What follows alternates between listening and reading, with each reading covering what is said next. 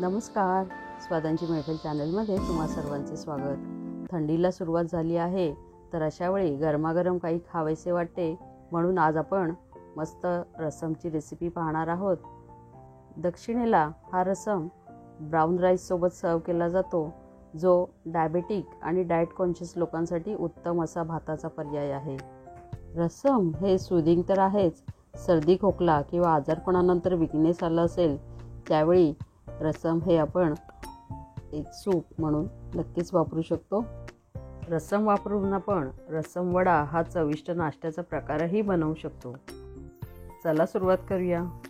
रसम बनवण्यासाठी तुरीच्या डाळीचे पाणी वापरले जाते, म्हणून इथे 1 टेबलस्पून तुरीची डाळ आपण स्वच्छ धुवून कुकरला 4-5 शिट्ट्या अशी शिजवून घेणार आहोत आणि त्यासोबत 1 छोट्या गोटी आकारा एवढी चिंच मी धुवून त्यात थोडेसे पाणी घालून तीही शिजवून घेणार आहे, म्हणजे त्याचा गर काढणं सोपं जातं। दक्षिणेकडे नॉर्मली रसमसोबत ब्राऊन राईस खाल्ला जातो, तो कुकरला शिजवण्याआधी मी धुवून 20 मिनिटांसाठी भिजत ठेवणार आहे।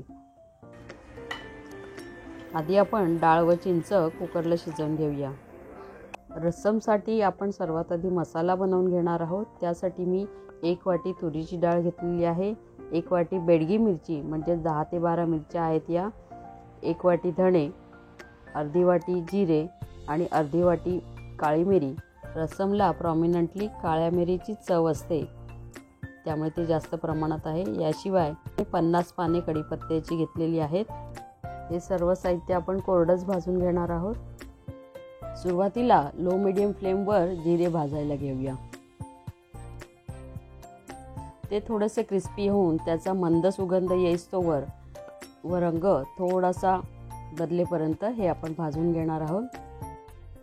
3-4 मिनिटात हे जिरे भाजून झाले की ताटात गार करायला काढून घेऊया। आता काळी मिरी भाजून घेऊया। कढई तापलेली असल्यामुळे 2 मिनिटांमध्येच आपली ही मिरी भाजून होतात। आता तेही काढून घेऊया। यानंतर धणे भाजून घेऊया। 3 मिनिटांमध्येच धणे खरपूस भाजून होतात, तेही गार करायला काढून घेऊया। रसमला चव आणणारी कढीपत्त्याची पाने आता आपण मंद आचेवर 3 मिनिटांसाठी भाजून घेत आहोत। तीही मस्त क्रिस्पी व्हायला हवी। आता ही पाने काढून घेऊया। रसम हा पाण्यासारखा पातळ असला तरी त्याला जो बेस असतो तो तुरीच्या डाळीचा, तर तीही आपण मंद सुगंध येईस्तोवर रंग बदलेपर्यंत अशी भाजून घेत आहोत। डाळ हलकीशी भाजून झालेली आहे, तीही काढून गार करून घेऊया। शेवटी मंद आचेवर या मिरच्या कुरकुरीत होईस्तोवर भाजून घ्यायच्या आहेत। त्याचा ठसका होतो म्हणून आपण त्या शेवटी भाजायला घेतलेल्या आहेत। या कुरकुरीत झालेल्या मिरच्या प्लेटमध्ये काढून गार करायला ठेवून देऊया। हे सर्व साहित्य आता गार झालेलं आहे, ते आता आपण मिक्सरला बारीक करून घेऊया। तुमच्याकडे सांबार मसाला असेल तर तो वापरून रसम कसा बनवायचा त्या व्हिडिओची लिंक मी तुमच्या माहितीसाठी सोबत देत आहे। आपला रसम मसाला आता तयार झाला आहे, तो आपण हवाबंद डब्यात 3 महिन्यांपर्यंत फ्रीजमध्ये स्टोअर करून हवा तेवढा वापरू शकतो। तर रसम बनवण्यासाठी आपण काय काय साहित्य घेतले आहे बघूया। 3 टेबलस्पून रसम मसाला, त्यानंतर 1 गोटीच्या आकारा एवढी चिंच आपण कुकरला शिजवून घेतली आहे, 1 ग्लासभर तुरीच्या डाळीच्या वरणाचं पाणी, 2 चमचे तेल आपण वापरणार आहोत, 2 मीडियम टोमॅटो मी बारीक चिरून घेतले, 2 चिमूट हळद, छोट्या गोटीच्या आकारा एवढा गूळ, त्यानंतर 6 ते 7 पाकळ्या लसणाच्या ज्या सोलून आपण ठेचून घेणार आहोत, अर्धा चमचा मेथी दाणे, 2 चिमूट हिंग, चमचाभर मोहरी, चवीपुरते मीठ आणि 2 काड्या कढीपत्त्याच्या आणि बारीक चिरलेली कोथिंबीर। चला सुरुवात करूया। एक पातेलं मी गॅसवर गरम करायला ठेवलेलं आहे, त्यामध्ये सुरुवातीला तेल घालून घेऊया। इथे आपण खोबरेल तेल किंवा थंडीमध्ये तिळाच्या तेलाचाही वापर करू शकतो। तेल तापल्यावर सर्वात आधी मोहरी घालून घेऊया। मोहरी तडतडते आहे, आता यामध्ये आपण लसूण, त्यानंतर हिंग, मेथी दाणे, मिरची हे घालून घेतोय. यासोबत पुन्हा कढीपत्ता घालायचा आहे. कढीपत्त्याची चव या रसमला छानपैकी येत असते. हे सारे व्यवस्थित परतून घेऊया. हे सर्व साहित्य आता व्यवस्थित तळलं गेलं आहे.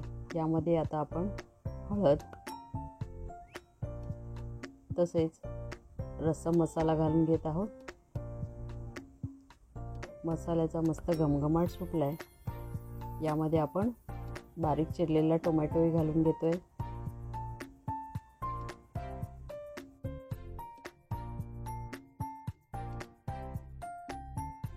यामध्ये आता आपण डाळीचं पाणी घालून घेतो.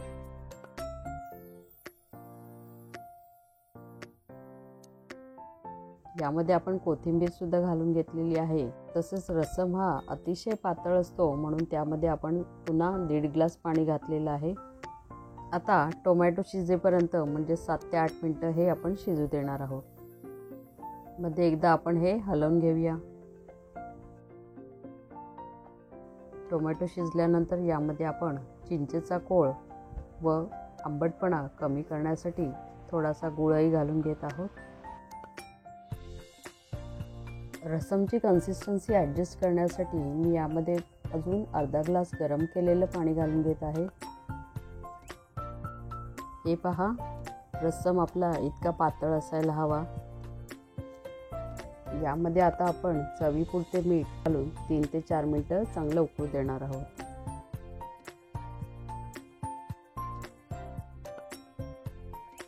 हे पहा, एकदम परफेक्ट कन्सिस्टन्सीचं असं आपलं हे रस्सम तयार झालेलं आहे आणि आपला भातही कुकरला शिजून तयार आहे.